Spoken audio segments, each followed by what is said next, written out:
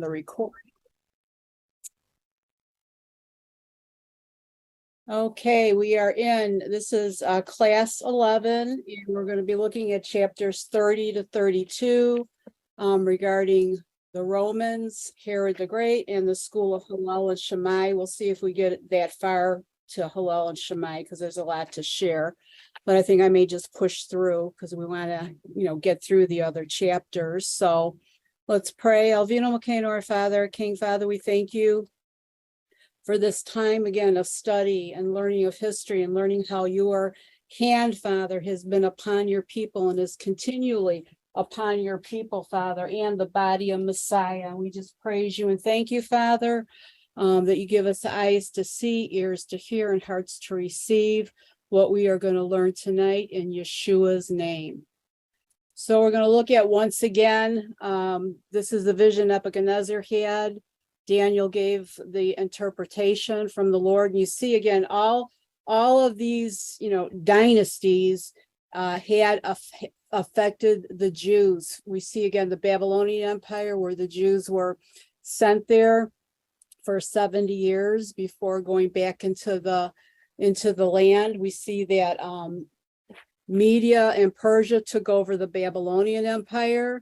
We see the Greek Empire taking over the Medes and the Persians, and now we're at the era of the Roman Empire, and this is the timeline where we see, again, this is the time of Messiah. We see how the Roman Empire even affected the believers. I call it the beginning of the Messianic movement because that's what it was. All the early believers were Jews. They were considered a sect of Judaism. So I want to just pull up. So here, this is just a chart, an overview of the different Roman emperors during this time. We see Augustus. This was the time of Yeshua's birth. We see this in Luke chapter 1. Now, what happened in those days, a decree went out from Caesar Augustus. So that's who this is. This is Caesar Augustus, Julius Caesar being the first Caesar. Again, Rome was ruled by Caesars, and they also had a form of government where they had a Senate as well. So we see under the rule of Caesar Augustus, again, Luke 2:1 out, happened in those days, a decree went out from Caesar Augustus to register all the world's inhabitants. This was the first census taken when Quirinius was governor of Syria, and everyone was traveling to be registered in his own city. Now Joseph also went up from the Galilee out of the town of Nazareth to Judah, to the city of David, which is called Bethlehem, because he was from the house and family of David. He went to register with Miriam, who was engaged to him and was pregnant. So again, this was the time again of Yeshua's birth, and it's quoted, the New Testament testifies of who the Roman was that was in control at that time. We see again the different Caesars. We see Tiberius. Now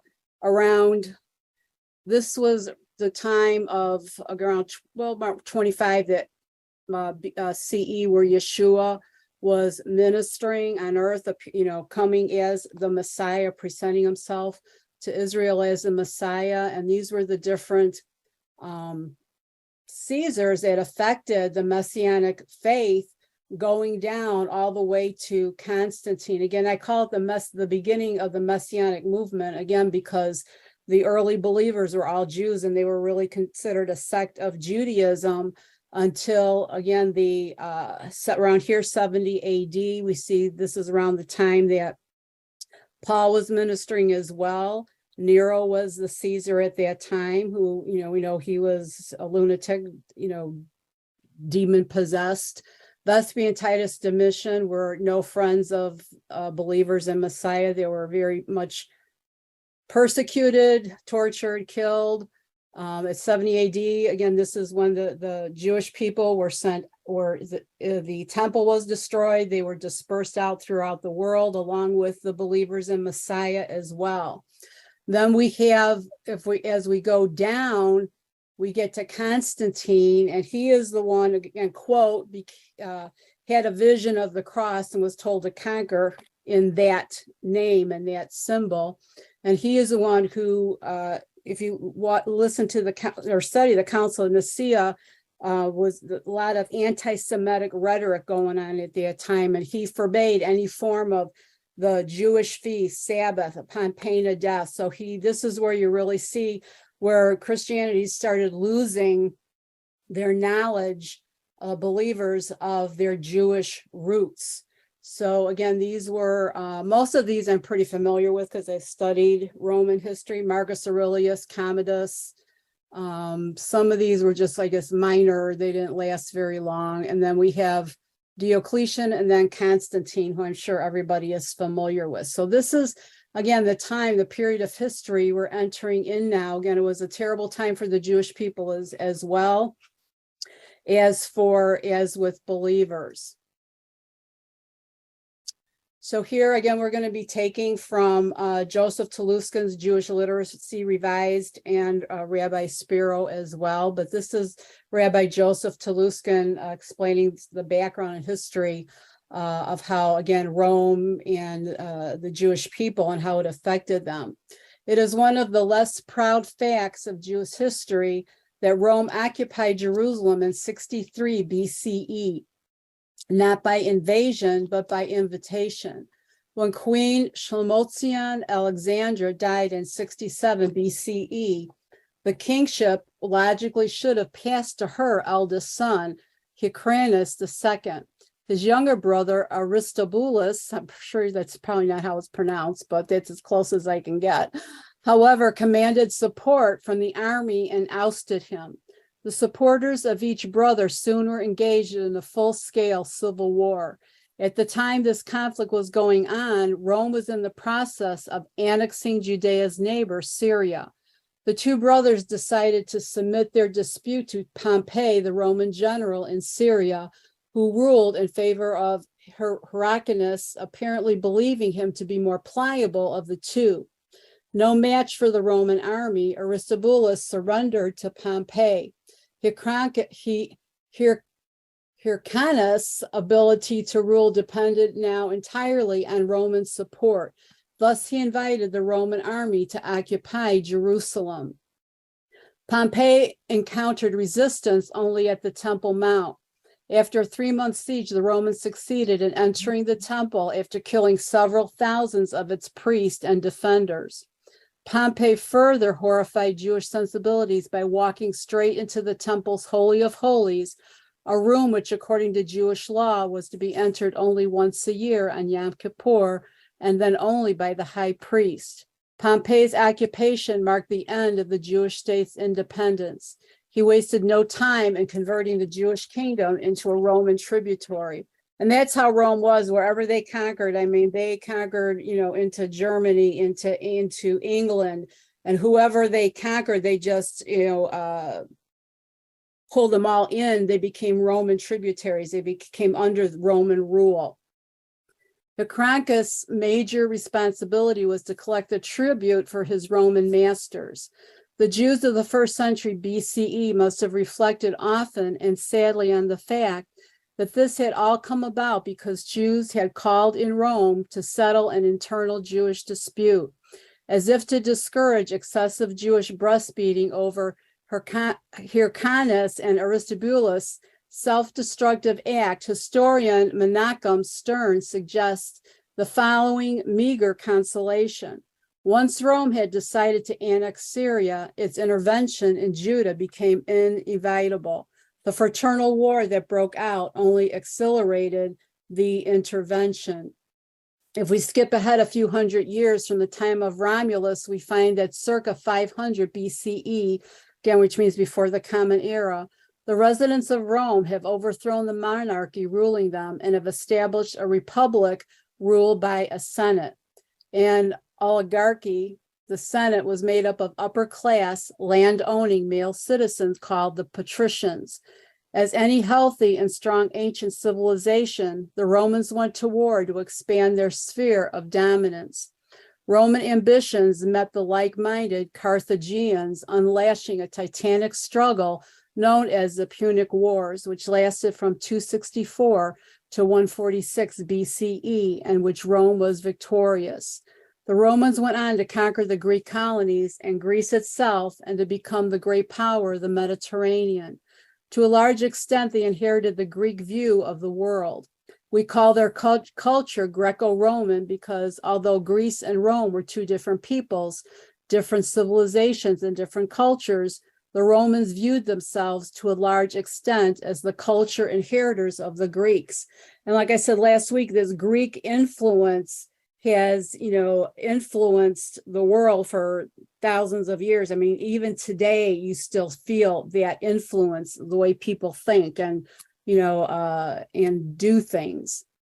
The Romans revolutionized warfare. Unlike the Greeks, they did not conscript citizens. Instead, they developed the world's first professional army. Their soldiers were paid to fight, and they made a lifelong career of it. Soldiering for Rome was not just a job, it was a way of life and a commitment which lasted for 25 years. The Roman motto was captured in a famous saying of Julius Caesar, arguably Rome's greatest general, Veni Vidi Vici, I came, I saw, I conquered. I'm sure we're all familiar with that saying. Because they made a career of fighting, Roman soldiers were extremely well trained and very disciplined in battle, and they were also extremely well equipped. Instead of the big, unwieldy Greek phalanxes that could not move quickly, the Romans created what they called legions of about 5,000 men each, which were further subdivided into 10 smaller and more mobile cohorts. The legion became the basic unit of the Roman army.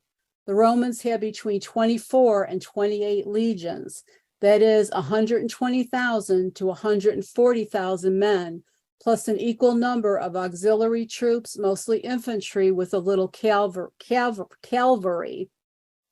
The organizational structure of the legions gave the Romans tremendous flexibility on the battlefield. The smaller units, i.e. the cohorts, that comprised each legion could maneuver independently in ways that the Greek flanks could never do, which is how the Romans vanquished the Greeks. They simply slaughtered them like they slaughtered everyone they encountered. While the Roman armies were mightily victorious abroad, the Republic wasn't doing so well at home. In the 1st century BCE, Rome had to contend with internal strife and class struggle, of which the slave revolt led by Spartacus in 72 BCE is perhaps the most famous. The so-called social war forced Rome to extend citizenship widely, but the Republic was nevertheless doomed. The general Pompey emerged as a popular champion and found allies in Crassus and Julius Caesar, forming the first triumvirate in 60 BCE. But within 10 years, Pompey and Julius Caesar had a falling out, and Julius Caesar became the master of Rome, laying the foundation for the Roman Empire. This is a point in time where we left off the story back in the land of Israel. Roman intervention in Israel had effectively ended Jewish independence and ushered in one of the bleakest periods of Jewish history. Rome ruled, not Hyrcanus, or any Jew for that matter. The Sanhedrin's authority was abolished by Roman decree 6 years after Pompey's conquest. The independent state of Israel ceased to exist and became the Roman province of Judea. Pompey split up much of the land, giving large chunks to his soldiers as a reward for their prowess in battle.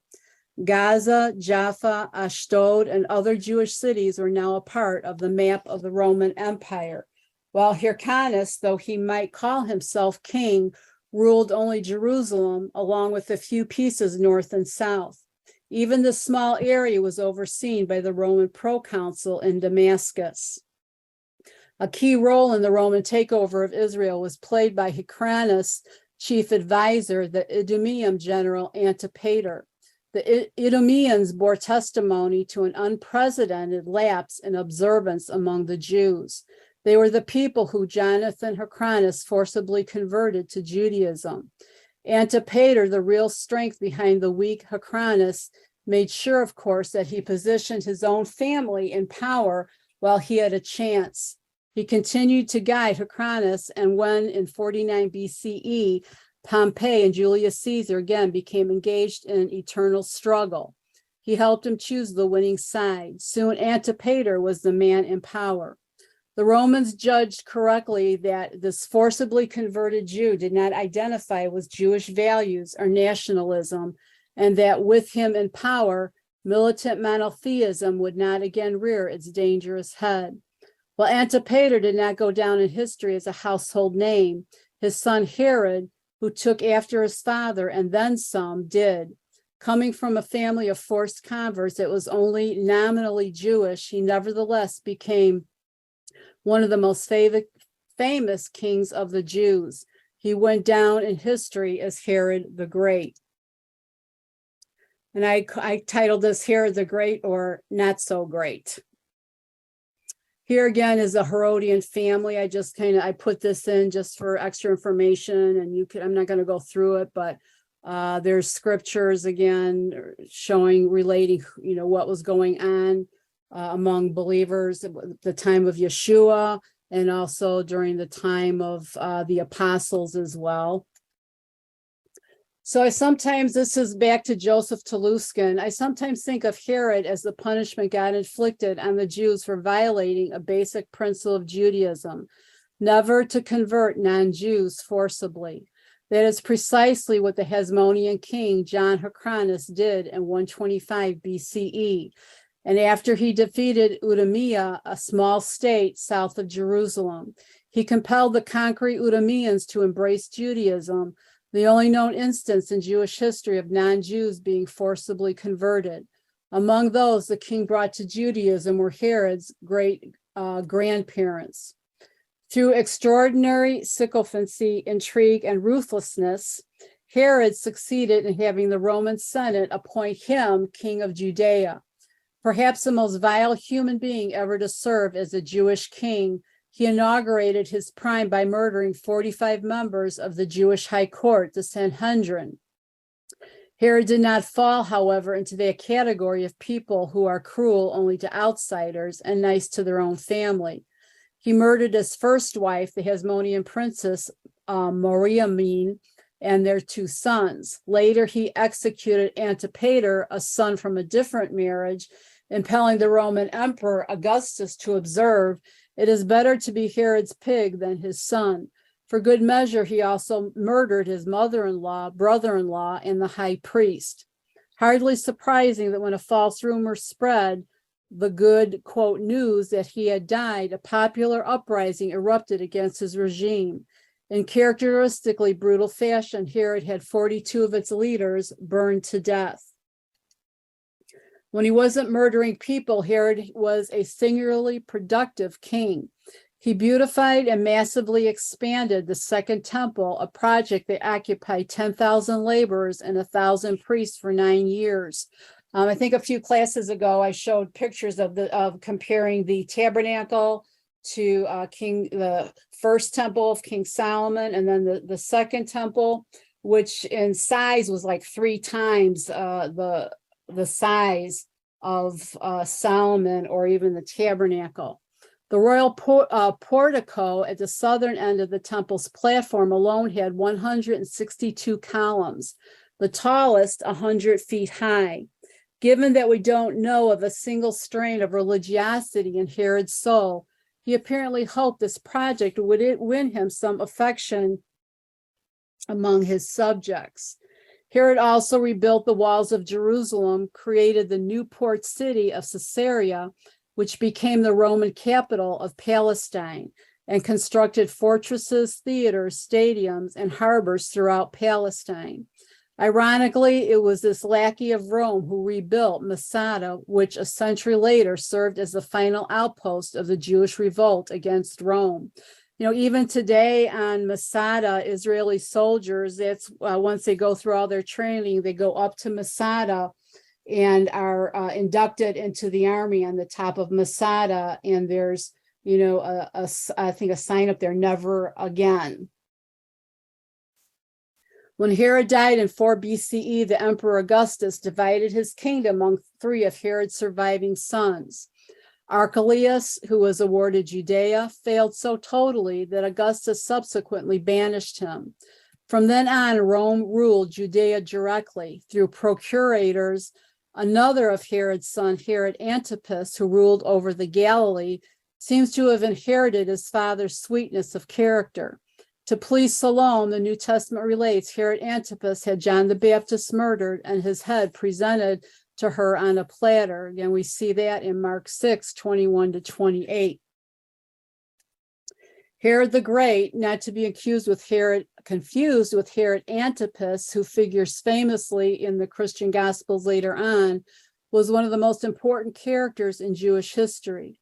He was ambitious, cruel, and paranoid, to be sure, but nevertheless, he remains a very significant person in terms of understanding the period of Rome domination of the Jewish people. Herod's rise to power happened against the backdrop of the Roman Civil War that would transform Rome from a republic into an empire ruled by the Caesars. In BCE, Julius Caesar was murdered by Brutus and Cassius, and these two were in turn defeated by Anthony and Octavian a few years later.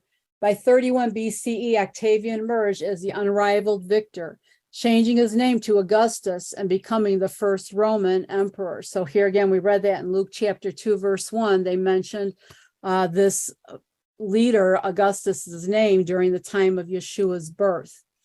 Herod had originally sided with Anthony, but switched allegiance at the last minute and backed Octavian. His last-minute support earned him the new emperor's confirmation as king of Judea.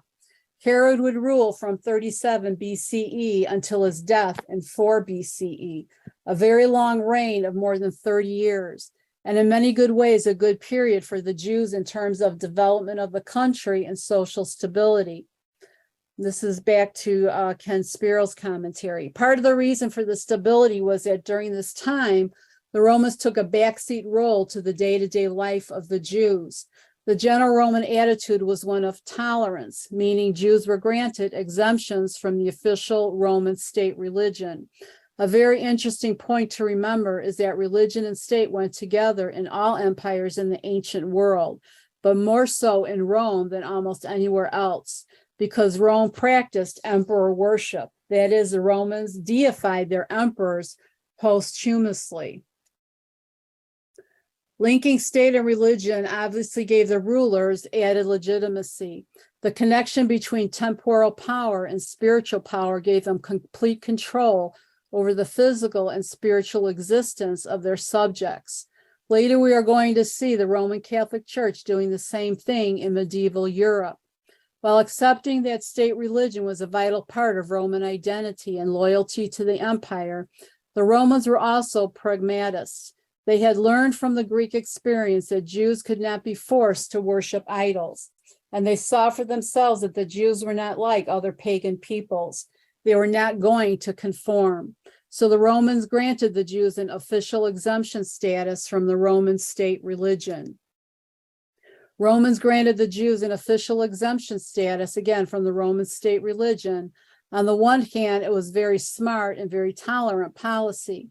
On the other hand, with that policy also went a punitive tax specifically instituted for the Jews called Fiscus Judaicus.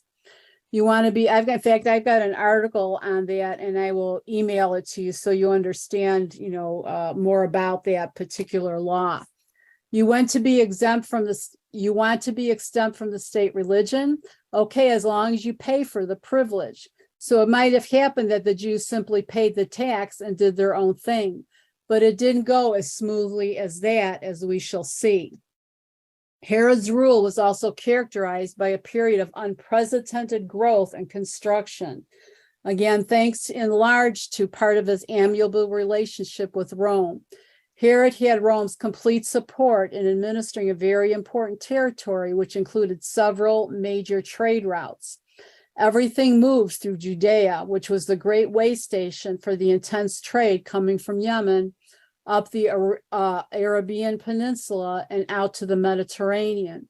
Additionally, this was one of the most agriculturally productive pieces of land in the Middle East, famous for its olive oil, which was used as a main source of light and not just for cooking, for its dates, the chief sweetener in the times before sugar, and for its wine. Herod used the huge profits from trade and money acquired through the crushing taxes he levied upon his subjects to satisfy his obsession with mammoth construction projects. As a matter of fact, if they hadn't closed the list of the wonders of the ancient world before his time, Herod would probably have added 3 more to it. Almost all archaeologists and students of architecture of the ancient world appreciate that he was one of the greatest builders in human history. He built relentlessly cities, palaces, and fortresses. Again, some of the most significant in the world, a few which still stand, like the fortresses at Masada, Antonia, and Herodium, the port city of Caesarea, the huge edifice at the top of the Cave of the Patriarchs in Hebron, the massive fortifications around Jerusalem, as well as 3 towers at the entrance to the city. At Herodium, in an incredible feat of engineering, Herod built an artificial mountain and on top of it a huge palace. Unfortunately, the palace was destroyed in 70 CE during the Great Revolt. He built another fortress, again, Masada, on top of a rock plateau in the desert, complete with all creature comforts. Masada had an incredible water supply system that irrigated gardens for growing agricultural staples and 3 bathhouses. Masada is open to tourists today and a sight to behold. The port city of Caesarea deserves special mention not only because it was a center of trade, the Roman administrative capital of Judea and one of the largest ports in the empire, but because it became a symbol in Jewish eyes of everything that was pagan, Roman, and antithetical to Judaism. Here, Herod created an amazing artificial port, one of the 2 largest in the empire, with a beautiful amphitheater, a hippodrome for chariot races, bathhouses, and a huge temple dedicated to the Roman god emperor Augustus Caesar. Today, you can visit the excavations of Caesarea, and they are most impressive. The most ambitious of Herod's projects was the rebuilding of the temple, which was almost certainly an attempt to gain popularity among his subjects, who he knew held him in contempt, and also to make amends for his cruelty toward the rabbis. Again, this is Rabbi Tuluskin gave info on this, but this is from Rabbi Spiro as well. It took 10,000 men 10 years just to rebuild the retaining walls around the Temple Mount, on top of which the Muslim shrine, the Dome of the Rock, stands today. The Western Wall, formerly known as the Wailing Wall, is merely part of the 500-meter-long retaining wall designed to hold a huge man-made platform that would accommodate more than 24 football fields. So, I mean, you could see the massive size of this area. When completed, it was the world's largest functioning religious site. Until today, it remains the largest man-made platform in the world. Why did he make the Temple Mount so large? There's no question that Herod had a huge ego and liked to impress people with grandiose building projects. But there was also another more practical reason. Historians estimate that there were between 6 and 7 million Jews living in the Roman Empire, plus another 1 million in Persia, many of whom would come to Jerusalem for the 3 pilgrimage festivals, Pesach, Shavuot, and Sukkot. And remember, on the day of Pentecost, it named all the Jews that had come up to Jerusalem for Shavuot, and it was the outpouring of the Ruach HaKodesh after Yeshua's resurrection, named Jews from all over the world converged into the city for those feasts. Why? Because Pesach, Shavuot, Sukkot, again, was required for every male to go up to Jerusalem for those feasts. So you had to have a huge space able to accommodate such a large number of people, hence the size of the platform. And then you say, well, why the men only? Because it would have been too hard of a trip for the women with children. So, I mean, they could go up, but it was the men that were required. When it came to building the temple atop this platform, Herod truly outdid himself, and even the Talmud acknowledges that the end result was spectacular. He who has not seen Herod's building has never in his life seen a truly grand building. The Holy of Holies was covered in gold. The walls and columns of other buildings were of white marble. The floors were of Carrara marble, its blue tinge giving the impression of a moving sea of water. The curtains were tapestries of blue, white, scarlet, and purple thread depicting the whole vista of the heavens. According to Josephus, who describes how incredible it looked, viewed from without, the temple had everything that could amaze either mind or eyes. It was covered all over with plates of gold of great weight, and at the first rising of the sun reflected back a very fiery splendor, so that those who endeavored to look at it were forced to turn away as if they had looked straight at the sun. To strangers, as they approached, it seemed in distance like a mountain covered with snow, for any part not covered with gold was dazzling white. So, I mean, it had to be absolutely beautiful, gorgeous. I have a couple books on the temple, and again, from what their illustrations of it, it's just, beautiful, absolutely huge. When they show a scale of the temple courts, they have little people that look like ants. That's how huge the courts were. Herod saw fit, however, to place at the main entrance a huge Roman eagle, which the pious Jews saw as a sacrilege. A group of Torah students promptly smashed this emblem of idolatry and oppression, but Herod had them hunted down and dragged in chains to his residence in Jericho, where they were burned alive. Once the temple was completed, Herod took pains to make sure it would function without problems. He appointed his own high priest, having by them put to death 46 leading members of the Sanhedrin, the rabbinical court. Herod's persecutions were infamous, and they even extended to his own family, again, which we mentioned before. Knowing that his Jewish credentials were suspect, Herod had married Miriam, the granddaughter of Hyrcanus, and therefore a Hasmonean princess, largely to gain legitimacy among the Jewish people. But he also loved her madly. As Josephus relates, of the 5 children which Herod had by Miriam, 2 were daughters and 3 were sons.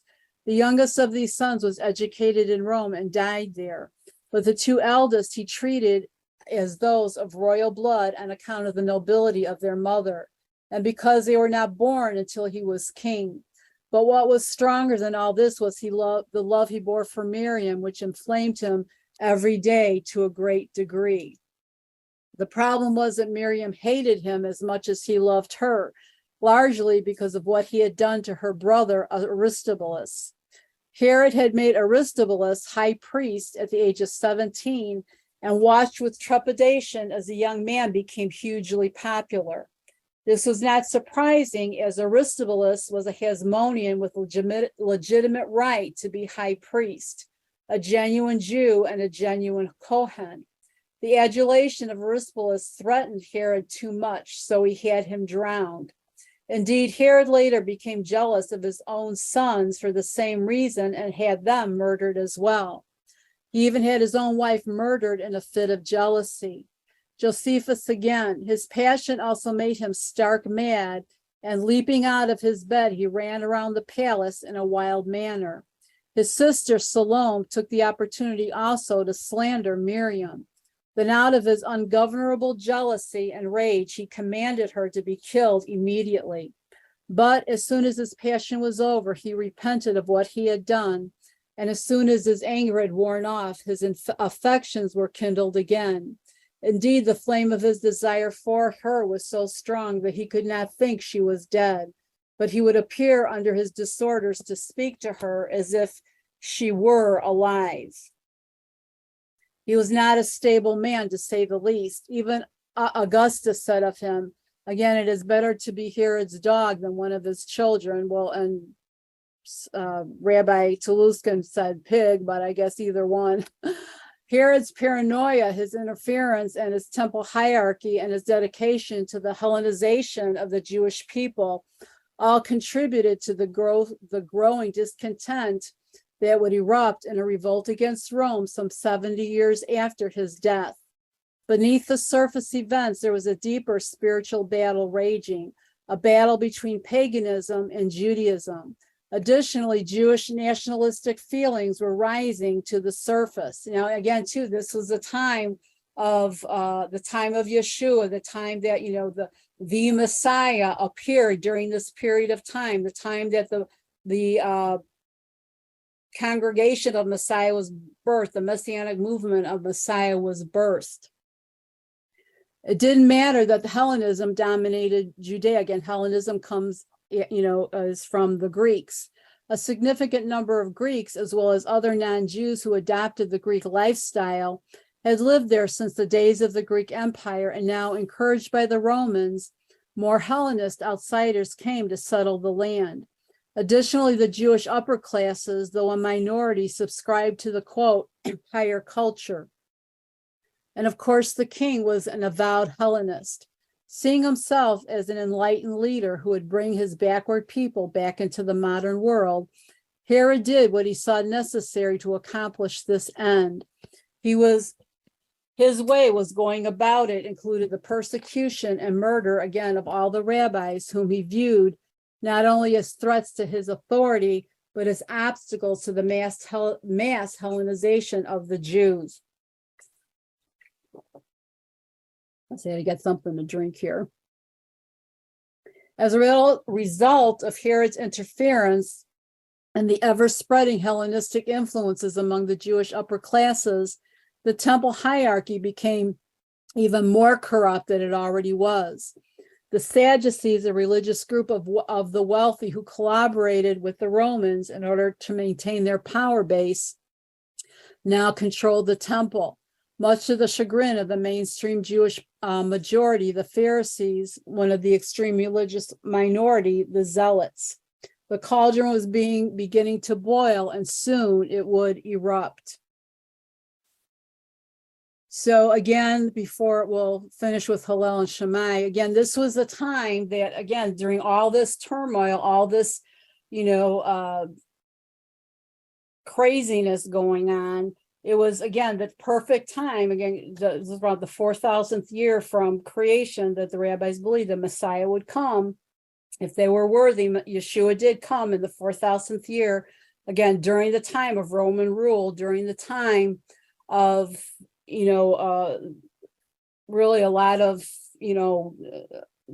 some Jewish people, coming away from their faith, others, again, the Zealots were very, they were warriors, really, and they're the ones actually at the 70 AD rose up and against Rome and took shelter in Masada and really held up the Romans, I think, for like 3 years before Rome built a huge road up into to the top of Masada.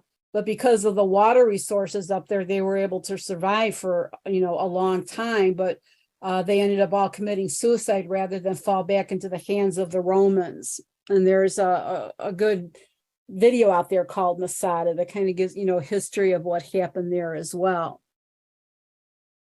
Now, Hallel and Shammai, these are two of the great Torah teachers. Hallel's great-grandson was Gamaliel, who Paul studied under. So these were, again, the two different schools, Hallel being the more softer, more merciful, more, quote, grace teacher, and Shammai being more strict and rigid. And again, Yeshua was very familiar, and also were, all the believers at this time of these two great teachers. Every day, Hallel used to work and earn 1 tropaeus, half of which he gave to the doorkeeper at the house of learning. The other half he spent for his food and that of his family. One day he found nothing to earn, and the guard at the house of learning would not permit him to enter. He climbed to the building's roof and went over to the skylight to hear the word of the living God from the mouths of the great scholars, Shammai and Avtalyan.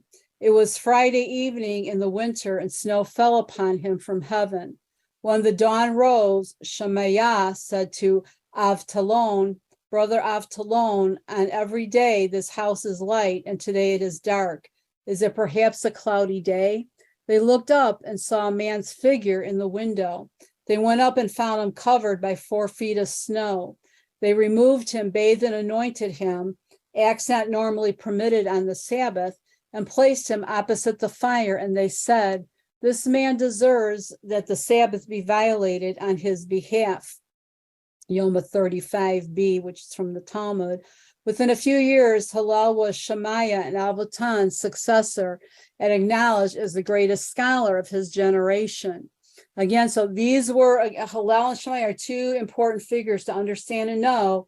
And again, in the time of Yeshua, knew of their teachings, and most of the time he sided with Hallel's interpretations, but a few times he sided with Shammai's interpretations. And again, all the apostles, all the Jewish people, they were very familiar with these teachers.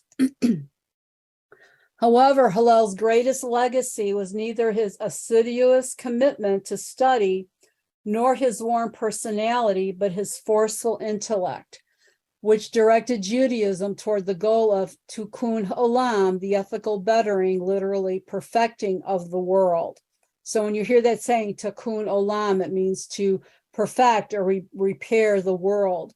In the most famous tale about Hallel, a non-Jew approaches and asks Hallel to convert him to Judaism on the condition that he can define Judaism essence while standing on 1 foot.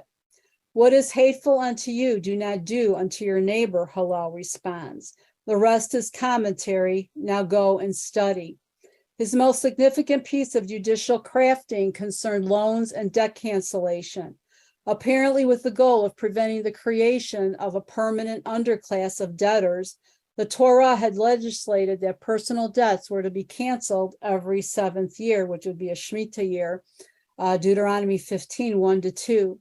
Unfortunately, this utopian legislation hurt the very class it was intended to help. People were loath to make loans to the poor, particularly near the end of the recurring 7-year cycles. Why? Because their debt would be wiped out. Concerning that the utopian Torah law was destroying the Torah ethic of helping the poor, Hallel found a way around the law. The biblical legislation only canceled personal debts, not debts due to a court, in the 7th year. Even before Hallel's time, people would avoid having personal debts canceled in the 7th year by transferring them to a court, which became their appointed agent. For example, if A borrowed money from B, he would owe the money to the court, which would collect the debt and pay it to B. Because transferring the debt to the court could be a cumbersome process, Hallel instituted a procedure called prosbul, which the lender only had to note before the court that he was going to collect his debt. By virtue of the prescribed declaration, the debt simply was transferred automatically from the lender to the court. So again, this is an example of rabbinical rulings during that time. In effect, the prosbul maintained the Torah ethic of helping the poor while violating the Torah law. Of course, one could argue that there was no need for Hallel to circumvent the Torah. Instead, he should have insisted that people make loans to the poor, whether they would pay back or not. But Hallel wished to assist the poor, not to preach ineffectual sermons. In later times, the Talmud explained that Hallel instituted the prosbul mipnei tikkun olam, for the betterment of the world, because he saw that people refrained from making loans to one another. Hallel's willingness to base Jewish law on tikkun olam, not just on tradition, established a precedent that enabled later rabbis to meet many new ethical challenges. For example, a basic Jewish legal principle is that Adam mu'ad le'olam, a man is always liable for any damage he causes. Nonetheless, in the case of a, quote, Good Samaritan, Maimonides, the great 12th century codifier of Jewish law, ruled if one chases after the pursuer in order to rescue the pursued and he breaks objects belonging to anyone else, he is exempt. This rule is not a matter of strict biblical law, but is an enactment made in court that one should not refrain from rescuing another or lose time through being too careful when chasing a pursuer. The Talmud itself acknowledged that according to strict justice, the Good Samaritan should be liable for damages. But if you will not rule thus, no man will save his neighbor from a pursuer. So again, you see additional, kind of fences, rules put around the law. And this is one of the, things that Yeshua had issues with. Some of the rules that they were making, again, put more of a burden on people than helping them. Hallel is credited with a large number of insightful proverbs, many of which are found in Pirkei Avot, Ethics of the Fathers. Now, you'll find that in most prayer sidurs have a section in the siddur where they list all the Pirkei Avot, and they're just good little sayings. One who is shy will not learn was one of his teachings, 2:5, by which he meant that a person too shy to ask questions never will achieve proper understanding. He also held that an ignoramus cannot be a saintly person because righteousness requires that one do the right thing, not just have the right intentions, and this demands study and knowledge. His most famous declaration in the Ethics of the Fathers is, if I am not for myself, who will be for me? And if I am only for myself, what am I? And if now, when? So again, these are very, contemplative, and in a way it's like, well, I don't get that, but, he's just saying that you need to, better yourself, care enough about yourself to better yourself, to learn, to, be a person of study, be a person, again, who does ask questions, because that's how you learn. In Jewish life, Hallel is also remembered as a perennial opponent of Rabbi Shammai. The Talmud records numerous disputes between the two men and later between their disciples. Again, why? Because they had two different schools of thoughts and how they taught, and they each had disciples who, because they were taught under them, thought the same way as their teacher. Although each school had a large number of followers, Jewish law almost always rules in accordance with Hallel. One of the most unusual tales in the Talmud explains how this came about. Quote, a heavenly voice declared, the words of both schools, Hallel and Shammai, are the words of the living God. But the law follows the rulings of the school of Hallel, because the Hallelites were gentle and modest and studied both their own opinions and the opinions of the other school, and humbly mentioned the words of the other school before their own. Yeruvin 13b. Given that many, if not most, of Hallel and Shammai's disputes are on matters of ritual, it is fascinating that the decision in favor of Hallel was made on moral grounds, because the Hallelites were gentle and modest and humbly mentioned the words of the other school before their own. This omnipresent emphasis on the ethical, even when matters of ritual are at stake, is perhaps the most enduring part of Hallel's 2,000-year-old legacy. So again, you're learning, again, it's important to understand this so you understand Jewish thought and the way that, again, even during the time of Messiah, the Jewish, people, the rabbis, how they thought, and then understand why Yeshua said some of the things that he said, because again, he knew, the teachings of these teachers inside out. In Paul himself as well. Despite his poverty, which had no impact on how much people respected his wisdom, Hallel achieved the position of Nasi, or prince. At that time, Shammai held the position of Av Beit Din. The schools, i.e. followers of Hallel and Shammai, are famous for their disputes in Jewish law. And again, a Beit Din is a house of judgment, where judgments were made for people. One of these concerned whether one should tell a bride on her wedding day that she is beautiful, even if it was not true. The school of Shammai held that it would be wrong to lie. The school of Hallel held that a bride is always beautiful on her wedding day. The school of Hallel won the dispute. Indeed, Jewish law today almost always agrees with the school of Hallel.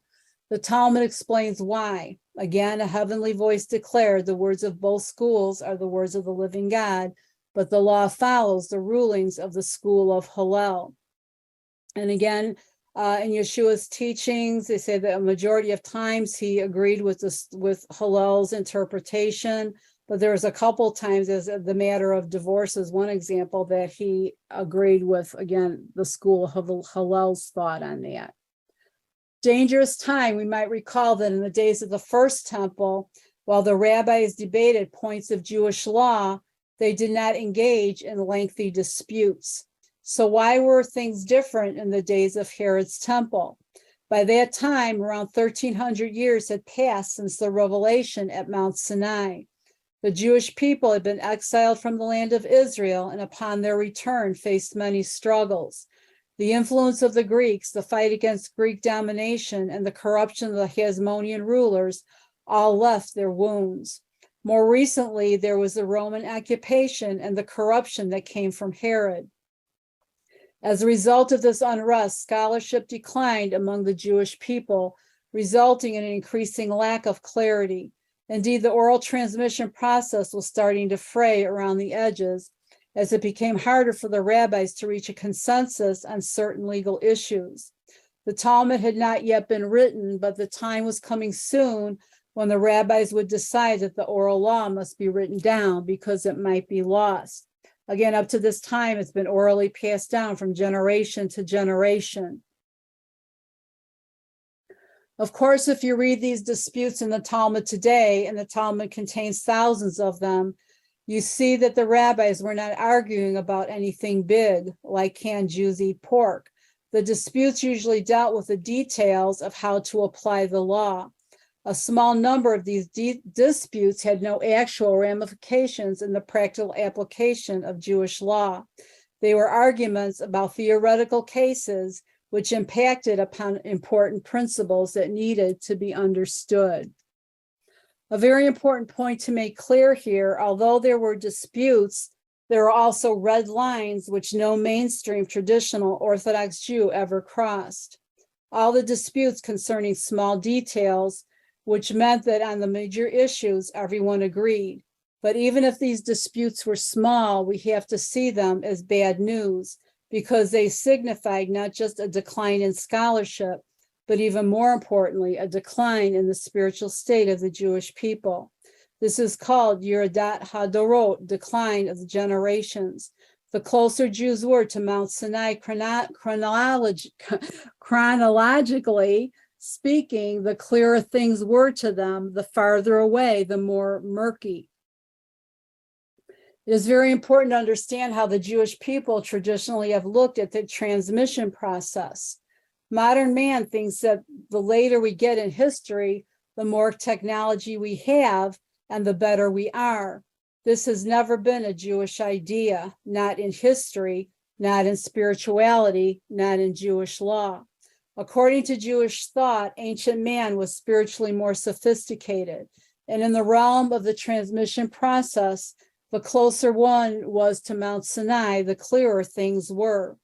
The entire transmission process of the Jewish people is one of the most amazing aspects of Jewish history. The fact that the oral Torah had been passed down for thousands of years and has been applied to all kinds of new scenarios, yet the basic body of Jewish law has not changed, is amazing. And I see what's more amazing as well is the preservation of God's word from the very beginning to now. I mean, that word has been preserved. People have laid down their lives to make sure that God's word would not be destroyed and would be there for us to study, to learn from, to grow by. And, I think the written is even more important. I know that, the oral was given to understand how to do certain things like ritual slaughter, circumcision, different rituals. But again, the fact that the written word has been preserved all these years, and even fragments were found in these caves in the desert area, and shows how that word it was preserved is miraculous. But the closer the Jews were to Mount Sinai, the more spiritual they were, and the more clearly they understood the will of God. Why? Of course, because they were receiving it directly from the Father. They were walking in the manifest presence of God. Today, we are much further removed and that much more confused. This is why we do not have the authority to uproot Jewish law laid down by the sages who came before us. This is fundamental to the whole order of transmission. The disputes mark the beginning of a process that would make Judaism that much more complicated. More and more arguments and debates were coming. This period of time highlights a significant problem plaguing the Jewish people, that of discord. Says the Talmud, originally there were not many disputes. However, with the increase in the number of students of the schools of Hallel and Shammai who did not have adequate training, unresolved disputes increased and the Torah became like two Torahs. Praise God for Yeshua and the apostolic scriptures that we have, because Yeshua and the apostles teach it so clearly, teach the basics of Torah. Yeshua's teaching so clearly. There's no, confusion when you study the Torah and you study the clear teachings of Yeshua. It says, if you love me, you'll obey my commandments, which are passed down again to the apostles so they can teach the words of Yeshua. It's praise God for that. But even today, you have the same kind of disputes within, Christianity as well, and discord. If we would just stick to, the literal, word of God and believe what God said. Again, as we look back in history, how different history would have been if the Jewish people never had fallen into idolatry, if they had accepted Yeshua as the Messiah. But you know what? God knew this was all going to happen. And he prepared a way from the very beginning when Adam and Hava fell, that a Redeemer would come. And again, those who would put faith in the Redeemer, Yeshua, would become, again, new creations in Messiah. And we have the Ruach HaKodesh within us and the ability to understand God's word clearly, as it's being taught. And I think sometimes we just overcomplicate things. And that's what was happening, here in Judaism. The discord that existed between the schools of Hallel and Shammai was mirrored in triplicate by the discord among the Sadducees, Pharisees, and the Zealots. All this tension created an atmosphere of senseless hatred, which undermined the unity of the Jewish people at a point when they had decided to revolt against Rome. So that's the end of this, again, section. I did get all through it. I didn't think I was going to be able to get all through it, but besides a couple tongue twister names, hallelujah.